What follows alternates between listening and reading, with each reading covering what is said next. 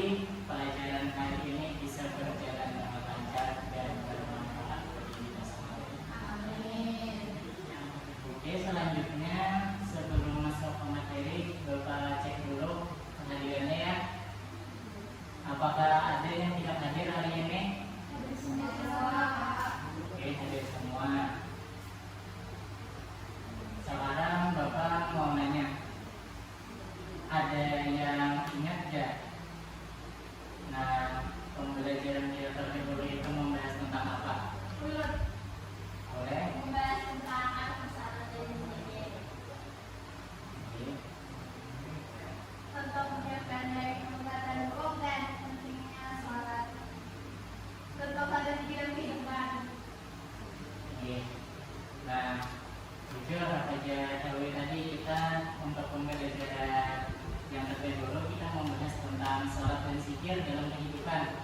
Di dalamnya kita sudah belajar tentang makna salat dan zikir, bagaimana salat bisa mendekatkan diri kita kepada Allah serta menjauhkan kita dari perbuatan tercela, dan juga pentingnya menjaga salat dan zikir secara istiqamah. Nah, hari ini kita akan membahas tentang materi baru nih. Kira-kira ada yang tahu lah kita hari ini akan membahas apa? Ya boleh, Pak.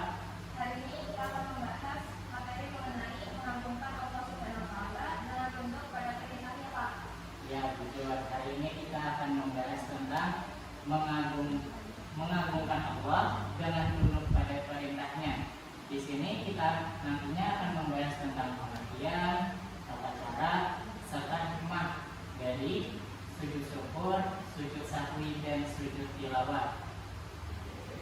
Jadi adapun tujuan pembelajaran kita pada kali ini adalah agar kalian mampu menjelaskan perintah agama untuk sujud syukur, sahwi, dan tilawah, dan kalian mampu menjelaskan tata cara sujud syukur, sahwi, dan tilawah sebagaimana sikap patuh terhadap aturan Allah Subhanahu wa taala. Oke. Pada pertemuan kali ini kita akan membahas tentang perintah agama untuk sujud syukur, sahwi, dan tilawah. Di sini kita akan membahas apa itu masuk dalam pengertian sujud syukur, sujud sahwi, dan sujud tilawah.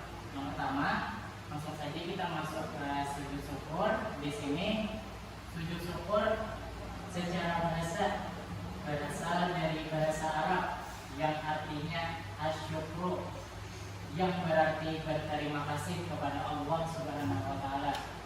Adapun secara istilah, sujud syukur adalah sujud yang dilakukan oleh seseorang ketika mendapatkan nikmat dari Allah atau terhindar dari suatu bahaya atau musibah.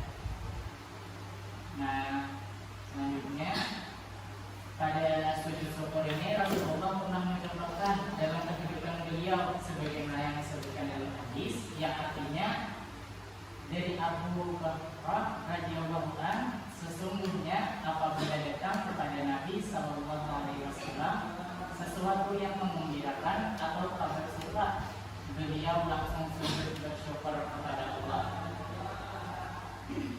Selanjutnya nih, kira-kira untuk sujud syukur ini kita tidak tahu loh. Nah, apa nih hukumnya? Jadi untuk hukum sujud syukur ini adalah sunnah, yang mana ini dapat kita lakukan kapan saja, seperti ketika seseorang mendapatkan nikmat atau karunia dari Allah, atau bisa juga nih saat kita mendapatkan kabar gembira atau berita yang menyenangkan. Selanjutnya bisa juga saat kita terhindar atau selamat dari bahaya atau musibah yang menimpanya. Lalu contohnya bagaimana, Pak? Contohnya, misal nih kita mendapatkan nikmat atas karunia dari Allah, kita mendapatkan suatu kabar yang menggembirakan juga. Otomatis kan kita nih senang loh. Kita untuk mengungkapkan rasa syukur kita nih tidak hanya dengan mengucapkan alhamdulillah saja, kita juga bisa melakukannya dengan sujud syukur. Nah, di sini Bapak akan bertanya juga dari pengertian Ada nggak yang pernah melakukannya juga atau melihat orang melakukan sujud syukur? Oke, boleh lihat di mana ya selalu melihat?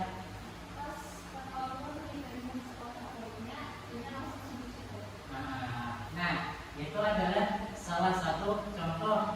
Nah, bentuk rasa syukur dari seseorang apabila ia mendapatkan suatu kabar yang gembira, nah, itu merupakan salah satu contoh yang menerapkan apa itu sujud syukur. Oke, selanjutnya kita membahas tentang sujud sahwi. Jadi, sujud sahwi secara bahasa berasal dari bahasa Arab as-sahwu, yaitu sahwan yang berarti lupa atau lalai terhadap sesuatu. Sedangkan menurut istilah sujud sahwi adalah sujud yang dilakukan karena lupa, ragu, atau terjadi kesalahan dalam pelaksanaan sholat seperti kekurangan, kelebihan, atau tertinggalnya bagian tertentu dari sholat. Misalnya, di sini kan dikatakan sujud sahwi adalah sujud yang dilakukan ketika kita lupa, ragu, atau terjadi kesalahan. Misal yang terjadi dalam sholat, kita dalam sembahyang zuhur misalnya. Zuhur kan ada 4 rakaat. Misal dalam kita dalam melakukan sholat itu, kita nih ragu, kita nih sudah 2 rakaat kan, 3 rakaat kan. Nah, jadi kita sebagai pelaku sholatnya ini, nah bisa dengan menambahkan 1 rakaatnya, lalu kemudian kita melakukan sujud sahwi pada akhir sholat kita sebelum salam. Di sini setelah mendengar dari contoh Bapak yang berikan, apakah ada nih yang pernah lupa rakaat dalam sholatnya juga? Oke. Nah, lalu apa yang kamu lakukan pada saat lupa itu? Kita kan sudah tahu Pak, kalau kita sujud sahwi. Jadi kapan Pak kami melakukan sujud sahwi tersebut bila yang kita lupa rakaat sholat? Nah, bila kita lupa aja rakaat sholat, kita bersujud sahwi ini gimana? Melakukannya tadi. Jadi kita melakukannya tadi bisa di 2 kali sujud sebelum salam. Jadi kita sebelum salam itu kan kita melakukan sujud terlebih dulu. Adapun hukumnya di sini adalah sunnah sebagaimana yang dijelaskan dalam hadis Nabi, yang artinya apabila salah seorang di antara kamu ragu dalam sholat apakah ia telah mengerjakan 3 atau 4 rakaat, maka hendaklah dia menghilangkan keraguannya dan melanjutkan sholatnya menurut apa yang ia yakini. Kemudian hendaklah dia sujud 2 kali sebelum salam. Sampai sini ada yang ditanyakan kan dulu?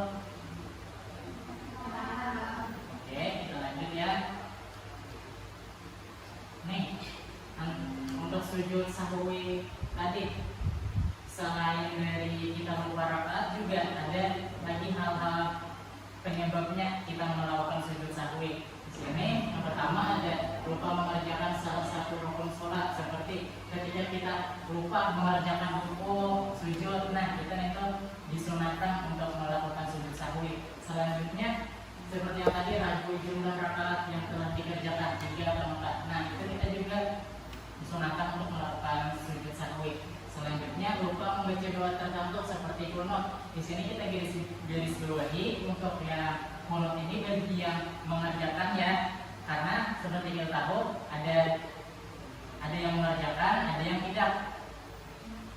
Selanjutnya lupa mengerjakan asyhadu awal dan terjadinya kekurangan atau kelebihan dalam jumlah rakaat.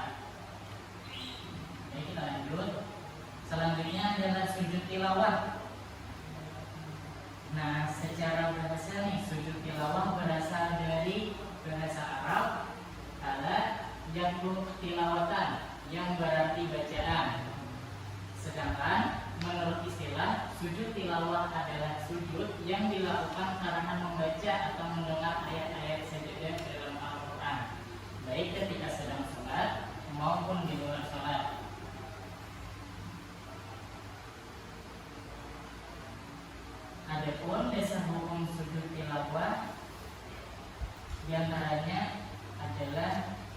dari Ibnu Umar yang diriwayatkan oleh Al-Bukhari dan Muslim,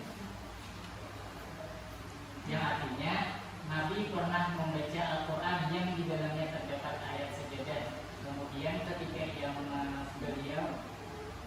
itu beliau bersujud, kami pun ikut bersujud bersamanya, sampai-sampai di antara kami tidak mendapatkan tempat karena posisi dirinya. Adapun untuk ayat-ayat sejadah ini ada 15 ayat, yaitu Quran Surah Al-A'raf ayat 206, Ar-Ra'd ayat 15, An-Nahl ayat 50, Al-Isra ayat 109, Maryam ayat 58, Al-Hajj ayat 18, Al-Hajj ayat 77, Al-Furqan ayat 60, An-Naml ayat 26, As-Sajdah ayat 15, Sad ayat 24, Surah Fussilat ayat 38, Surah An-Najm ayat 62, Al-Insyiqaq ayat 21, Al-Alaq ayat 19.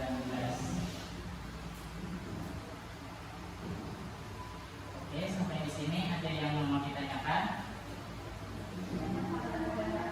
Oke, tidak ada. Jadi setelah kita mengetahui ini, tadi kita sudah mengetahui apa itu sujud syukur, sujud sahwi, sujud tilawah. Siapa di sini yang bisa menyebutkan manfaat dari melakukan sujud sahwi, syukur dan tilawah tadi? Ya, Mariane. Jadi Pak, manfaat dari melakukan sujud syukur yaitu kalau sujud syukur itu kan manfaatnya kita diingat bahwa semua nikmat itu dari Allah, bukan karena usaha kita saja. Ya, selanjutnya. Kemudian Pak, manfaat sujud sahwi yaitu bisa membantu kita mengikuti kesalahan saat sholat. Ya. Kemudian Pak, sujud tilawah ini memiliki manfaat yaitu bikin kita lebih khusyuk dan paham bahwa isi Al-Quran itu sangat dalam maknanya. Ya, terima kasih Mariani. Beri tepuk tangan kepada Mariani. Oke, sebelum kita tutup pembelajaran yang hari ini, mungkin Bapak mau minta dulu nih siapa yang berani akan menyimpulkan pembelajaran kita hari ini, materi yang kita pelajari hari ini. Boleh Marita? Jadi, kesimpulan hari ini kita alhamdulillah sudah belajar tentang 3 macam sujud, yaitu sujud syukur, sahwi, dan juga tilawah. Nah, yang mana semua itu adalah bentuk ketaatan kita kepada Allah sesuai dengan keadaan tertentu, kayak misalnya kita dapat nikmat, habis sebelum Allah dalam sholat, di luar saat mendengar ayat sujud. Ya, betul. Jadi hari ini kita sudah belajar bahwa sujud ini bukan hanya bagian dari sholat wajib, tapi juga bisa menjadikan bentuk syukur, koreksi dan penghambaan kepada Allah.